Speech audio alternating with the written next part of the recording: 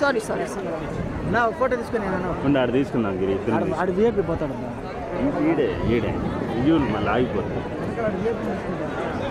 ఎవరు రాడు మనం ఏడు వచ్చినా తీసుకోవచ్చు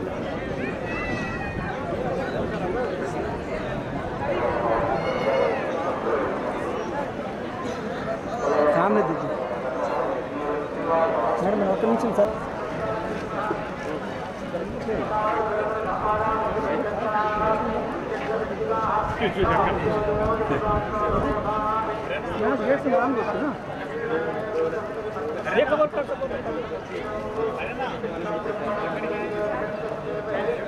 అట్టే వచ్చేయండి సార్ స్పీడ్గా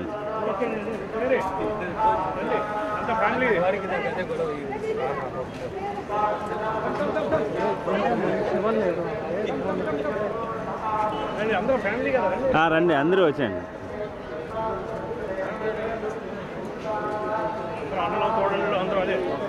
రవి ఒక నిమిషం లోగా ఎక్కండి రావా జై బాబు అండి కాదు స్పీడ్ గారు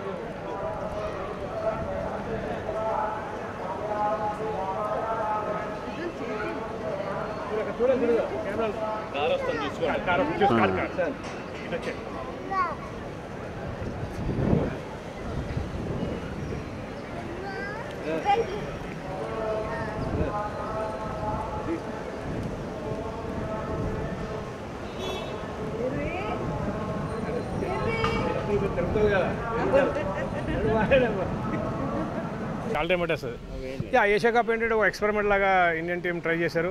సో అంతేకాకుండా యంగ్స్టర్స్కి మంచి అవకాశం ఇచ్చారు. యంగ్స్టర్స్ కూడా అంటే మన హర్షదీప్ లాంటి బౌలర్స్కి ఎందుకంటే ప్రెజర్ ఎలా ఉంటుందో తెలుస్తుంది. ఫ్యూచర్ వాళ్ళకి బౌలంత ఉంది కాబట్టి ఇలాంటి ఎన్నో ఎన్కౌంటర్స్ వస్తాయి. T20 అది ఒక లాటరీ లాంటిది. అంటే ఆ ఫామ్లో ఉంటే ఆ ఫామ్ని మనం కంటిన్యూ చేయొచ్చు. ఆ ఫామ్ లేకపోతే కనుక అప్పుడప్పుడు చాలా ఆక్వర్డ్గా కూడా కనిపిస్తూ ఉంటుంది. సో బెస్ట్ పార్ట్ ఏంటంటే కోహ్లీ ఫామ్లోకి రావడం. ఎందుకంటే కోహ్లీ మోస్ట్ ఎక్స్పీరియన్స్ ప్లేయర్, తను ఒక మ్యాచ్ విన్నర్. రోహిత్ శర్మ కూడా ఫామ్లో వస్తే బ్యాటింగ్ ఇంకా స్ట్రెంథన్ అవుతుంది. సో బౌలింగ్ కొంతమంది ట్రై చేశారు, ట్రై చేస్తే అంత ఫలితం కాలేదు. సో బుమ్రా వచ్చిన తర్వాత డిఫరెంట్ అటాక్ ఉంటుంది. ఆస్ట్రేలియాలో ఫాస్ట్ బౌలింగ్కి ఎక్కువ అనుకూలంగా ఉంటుంది కాబట్టి ఫాస్ట్ బౌలింగ్తో పాటు మంచి వేరియేషన్స్ ఉంటే అది ఒక సక్సెస్ అవుతారు ఇండియన్ టీం. ఏషియా కప్ తీసుకుంటే బౌలింగ్ సరిగా లేదనేది కొంచెం సీనియర్ బౌలర్స్ని కూడా ట్రై చేశారు. సో కానీ అదే అంటున్నాం కదా, T20 ఎప్పుడేమవుతుందో తెలియదు. అందుకే ఫామ్ చాలా అవసరం. ఇంజురీ తర్వాత కొంతమంది ప్లేయర్స్ వచ్చి ఆడుతున్నారు కాబట్టి ఇంటర్నేషనల్ క్రికెట్ అంత ఈజీ కాదు. సో డొమెస్టిక్ క్రికెట్ ఆడి వస్తే మ్యాచ్ ప్రాక్టీస్ ఉంటుంది. సో ఇప్పుడైతే ఆల్ ఓవర్ ద వరల్డ్ చూస్తే ICC టోర్నమెంట్లు ఎక్కువ ఉన్నాయి, క్రికెట్ కూడా ఎక్కువైంది కాబట్టి ఫిట్నెస్ చాలా అవసరం. సో ఫిట్నెస్తో పాటు అసలైన మ్యాచ్ ప్రాక్టీస్ ఉంటే అది క్యారీ ఫార్వర్డ్ చేయొచ్చు. సో కేఎల్ రాహుల్ లాంటి ప్లేయర్స్ కూడా ఇంజురీ తర్వాత వచ్చారు, మ్యాచ్ ప్రాక్టీస్ ఎక్కువ లేదు కాబట్టి వాళ్ళు కూడా ఇప్పుడు తెలుసు. అందుకే ప్రిపేర్ అవ్వాలి. ప్రిపేర్ అయ్యి వస్తే కనుక ఇండియాకి మంచి ఛాన్స్.